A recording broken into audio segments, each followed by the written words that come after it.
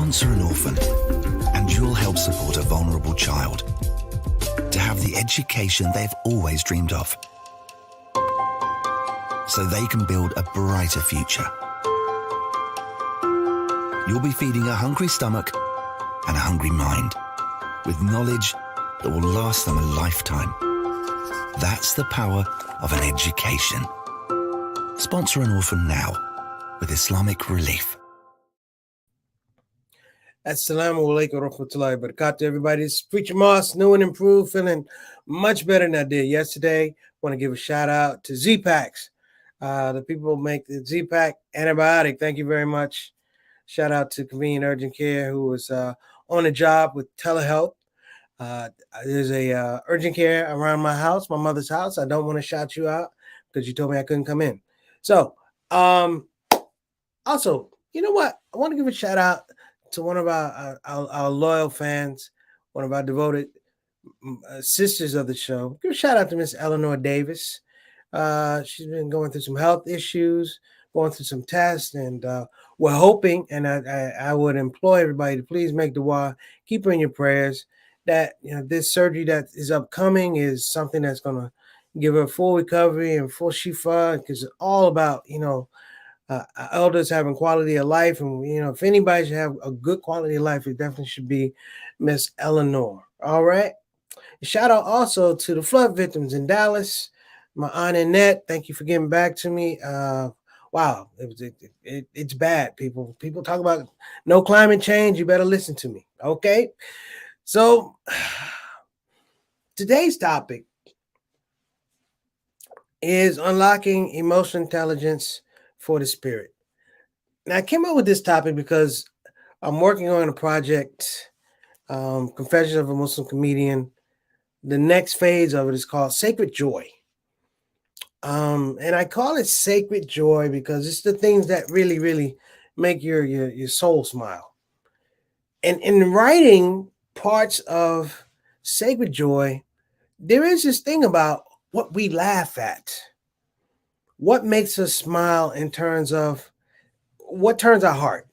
Like there's certain things I can think of when in the most dire circumstances that will let me know that it's okay. It let me know that I'm in a very blessed place.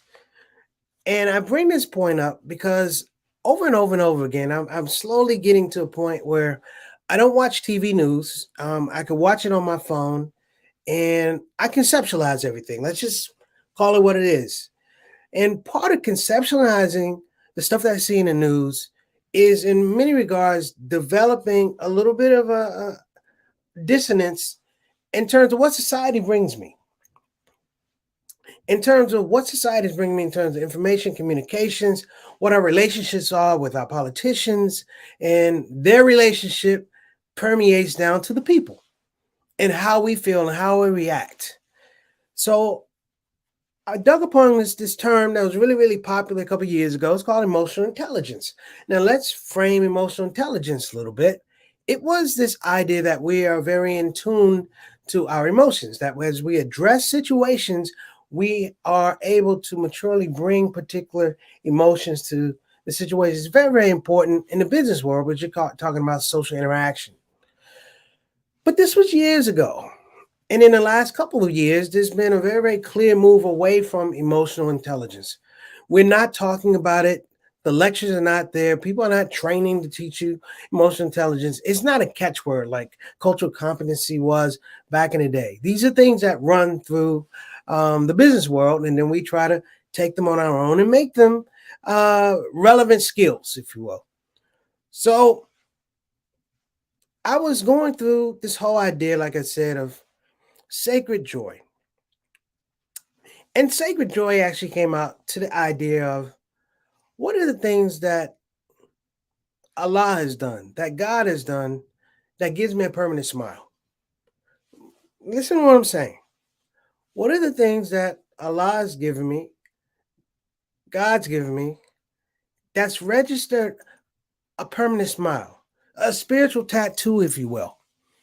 And as I began to get into that, I really, really, people talking about when you get into these things, these conversations, like the room lightened, like the room literally lightened up because I started thinking about all these things. Now, as a comedian, it's not only the things that made me smile, it's the things that made me have these deep, deep belly laughs. Um, and I realized the deep, deep belly laughs came at a point where society had pushed me to the edge, and they didn't make me give up, but they created the conditions where if I gave up, it was okay. And maybe that's a different thing too. So today, I want to talk about unlocking emotional intelligence for the spirit, and that we may be able to get to this space or start thinking about sacred joy. All right, you're on the Shout Out Show. We're going to be right back. Don't go anywhere. Talking about sacred joy and unlocking spiritual intelligence. All right, we'll be right back.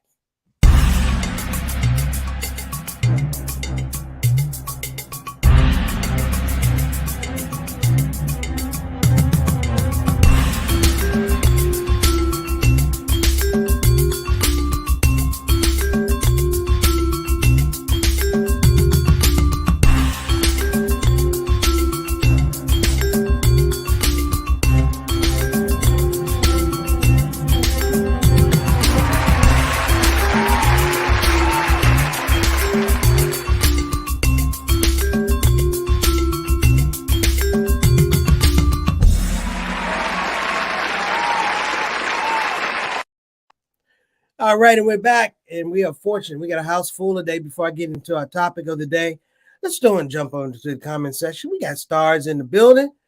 We got Sister Mary Moss has done a great job taking care of a young soldier. I know I wasn't a great patient mom, but thank you so much for dealing with me, giving me that special tea. Boy, there's so much sugar in that tea. One of my toes fell off, but I'm not going to complain. I appreciate it. But I got me up and going again. Shout out to erythromycin Z-Packs. Thank you. I'm feeling much better. I can heal. I can actually hear. So that's really important too.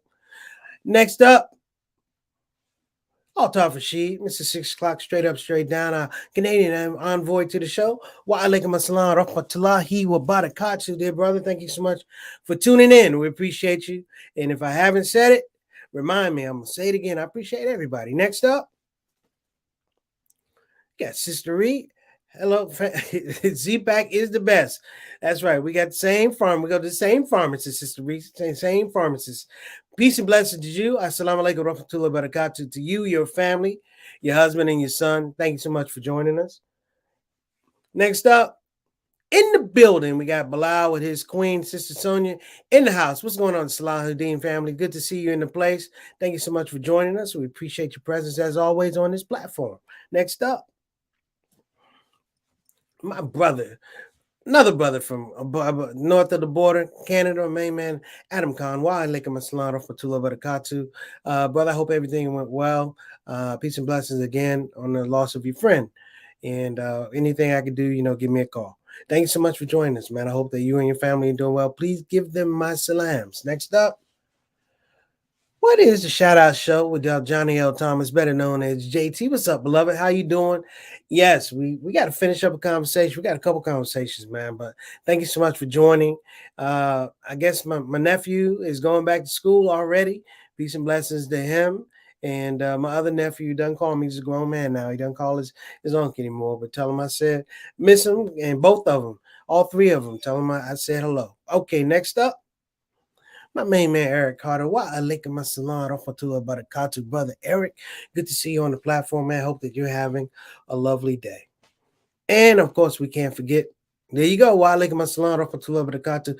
In the building, brothers and sisters, Sister Satana Whitfield, who will be at the end of this telecast. She will be reciting all of her test papers. She's gonna bring all her test papers from Islamic class. We'll make sure. She said she passed, but C's still get degrees, but A's pay the way. So we're gonna make sure that happens. All right, next up. So again, duas, please, for Sister Eleanor. She hasn't been on the show. God bless her, sister. She is a soldier, having to go daily to Walter Reed, 9 in the morning to 5. I mean, I don't know how she does it. So we miss her on the show. So we're gonna Maybe we get her to call in one day if we can do that. All right, let's rock.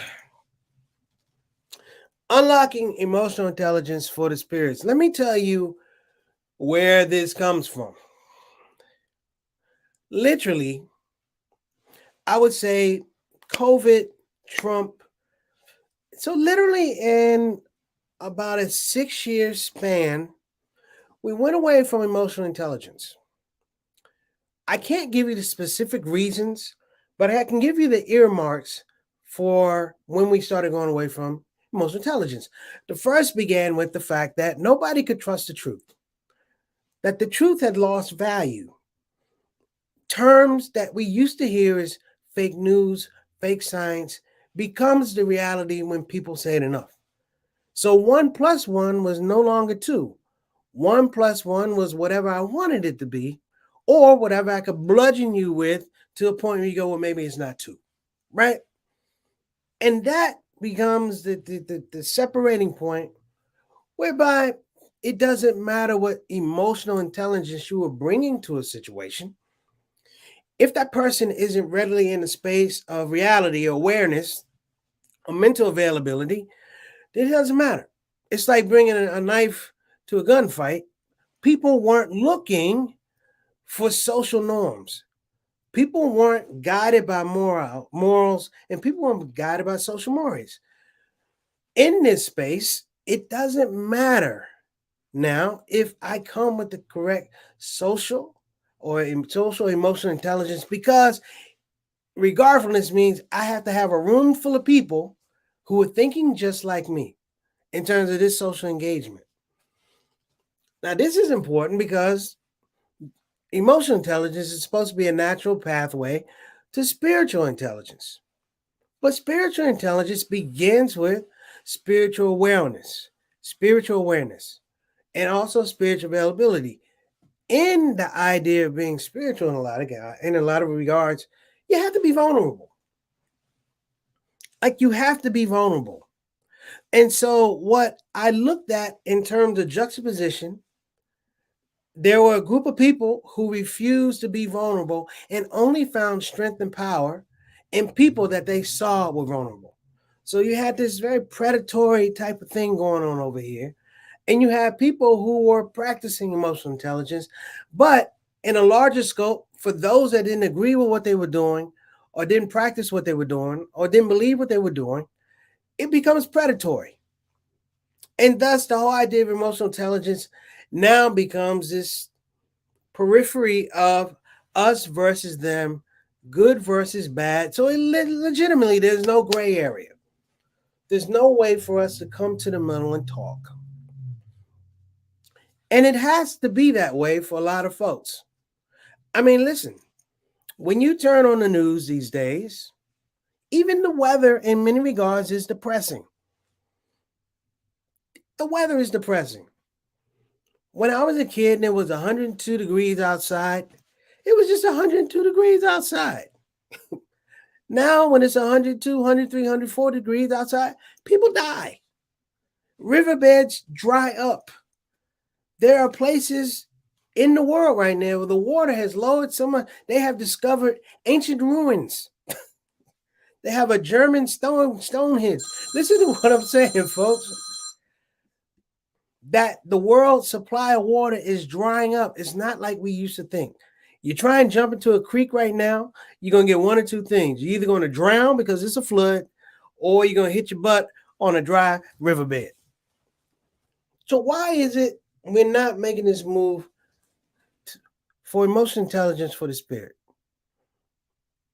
My suggestion, and let me say my hypothesis, is that every day we wake up,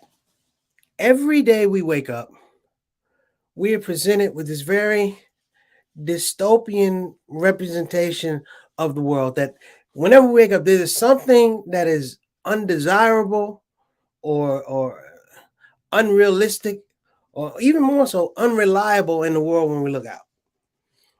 And I think, I'm a person of faith. I'm a servant. I'm a public servant, but I'm not a perfect servant. So we all have space to grow. But hear me now.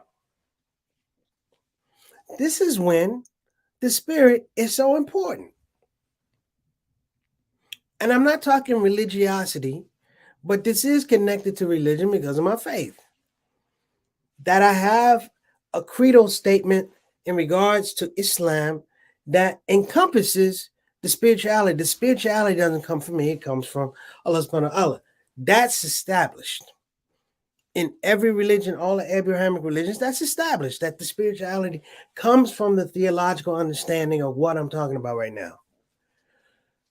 So it is important to me that we understand emotional intelligence in terms of how do we bring our emotions to our spiritual needs. So when we have dark days, what emotions are you bringing to the dark days? Are we bringing anger? Are we bringing anxiety? Are we bringing joy? Are we bringing gratitude? Are we bringing generosity? Are we bringing empathy? Are we bringing concern? How are we connecting our emotional intelligence to our own spirituality? Now, this is important, extremely important. Because over the last year or so, there's been a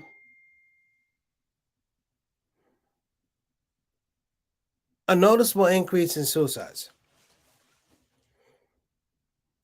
And I'm going to say this, and I'm going to be honest, there's been a noticeable increase in suicides in the religious community. That our children, our youth, and not just youth, our adults are coming to this space in the spirituality, and they're bringing a plethora of emotions, and some of them are not correct. And they bring these emotions to connect to the spirituality, and it gets out of spiritual alignment. This is a very delicate thing. You know, there are times when I reflect on something Imam Worthy Muhammad said to me, and I just thought about it maybe 2 days ago because I was going through this thing about comedy and da-da-da-da, and the emotional intelligence goes to, where's your spirit? Like, you're doing all these things, but where's your spirit? You have to ask yourself that question. What spiritually are you investing in these things, whether it's Us Hub or just being on stage? And I talked to with Sister Satana, and I was like, you know, I realized the thing that frustrates me in some regards. It's something that he said when I started with Allah Made Me Funny. And I think I deeply repressed this idea. But this is a teacher, a scholar, my teacher, speaking to my spiritual self, almost speaking to my spiritual nafs, my spiritual self. And it was so clear that you forget it, you repress it. So amongst all the claps and, hey, good job and attaboys, there's something that he said that was very simple. And it was a spiritual, it was contextually spiritual. And this is him in 2004, brothers and sisters. This is not him yesterday or even before he died. This is 2004. 2004.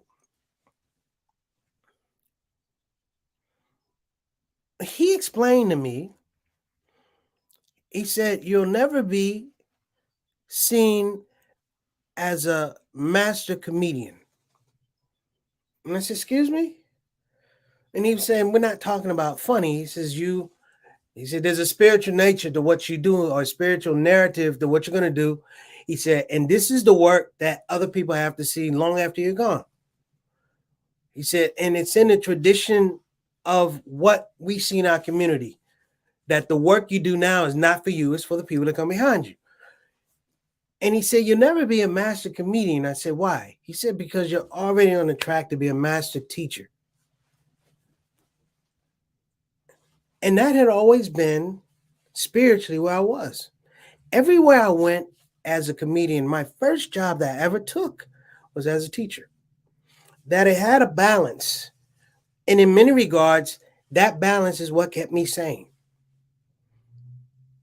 That balance is what, when things don't go well, that's that sacred joy. That's that thing that makes me smile. That this master teacher thing is a pursuit. And the only way you can be a master teacher is to be a master student.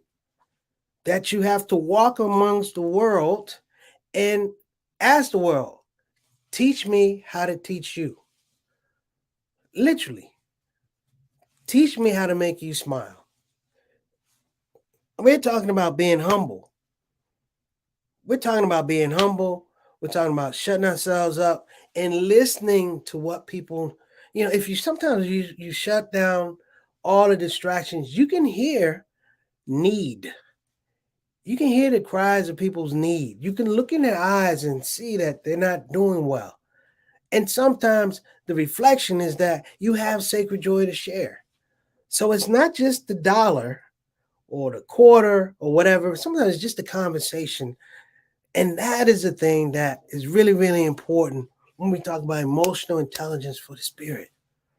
Literally, what is that one thing or two things, because it's never one thing, that your higher power has given you that is innately yours? There's no duplicate. It's one of a kind. What is it giving you? Is it your heart? Is it your generosity? What is it that's been given to you that inspires you to keep going on your spiritual path? All right, Satan, I know we're over. Let's go ahead and take a break, and I'll be right back.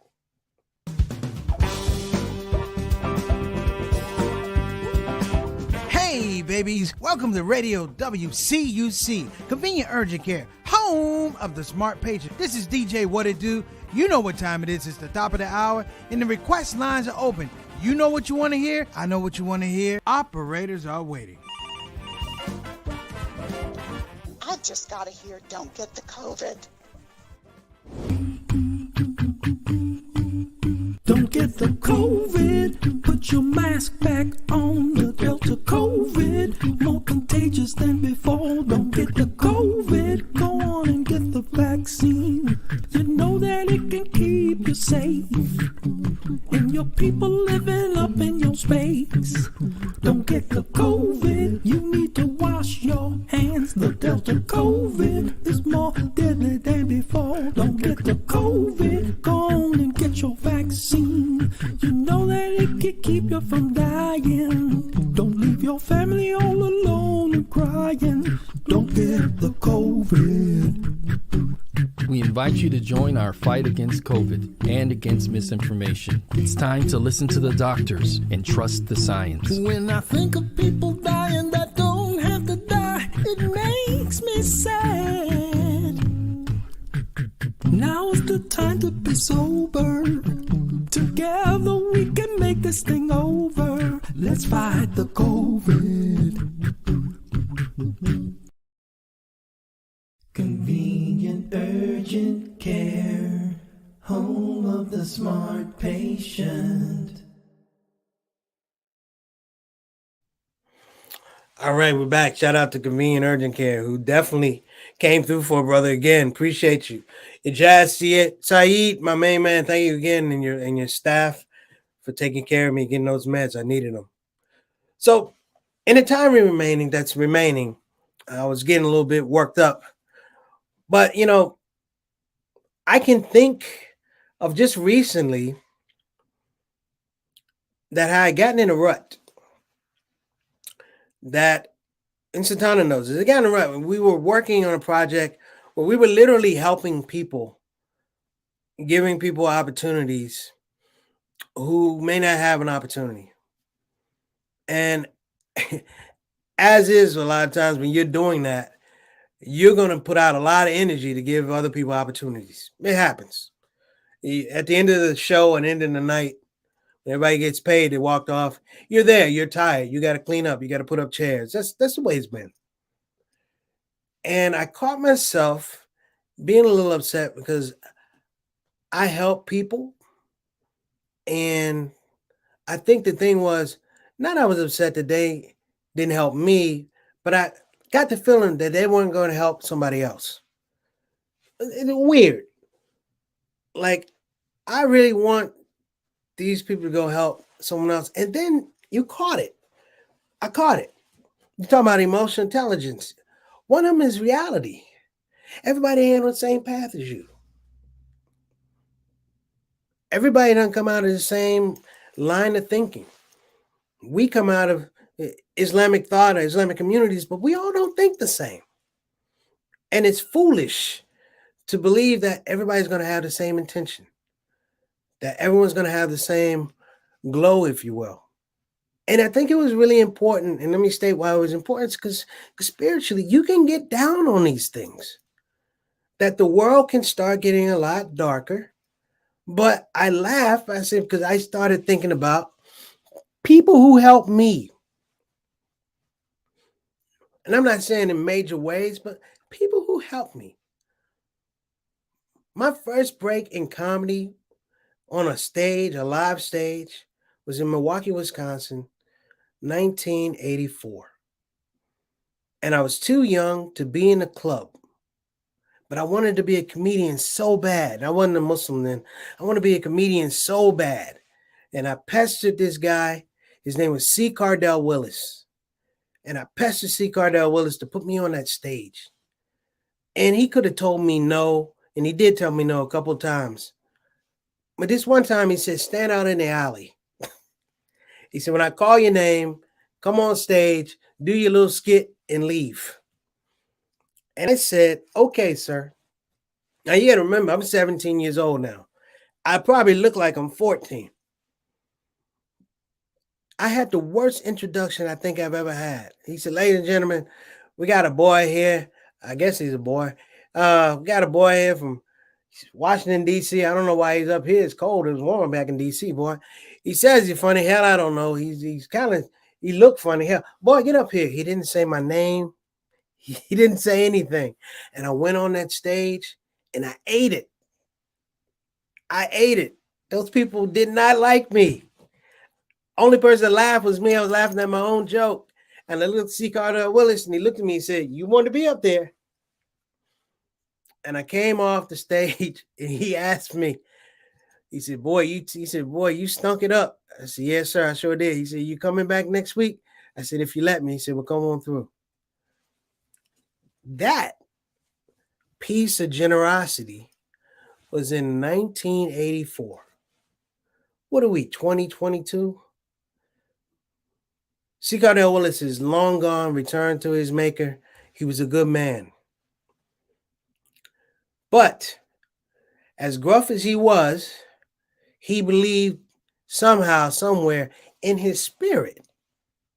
In his spirit, maybe he saw himself on stage when he was young trying to get a chance. But in his spirit, he said, forget about these people. Liquor license, get on upstairs, get on the stage, bomb, come back next week. And I'm like, and I saw him later in life. He actually, guess what? He worked at a school on Fond du Lac. I think it was Jackie Robinson Middle School in Milwaukee. And I was doing my student teaching and I saw him and he was a janitor. And I talked to C. Cardell and I hugged this man. And I said, man, you don't know what you did for me. Because I said, I needed it. Like I really needed it. And that path has taken me around the world to do amazing things with amazing people.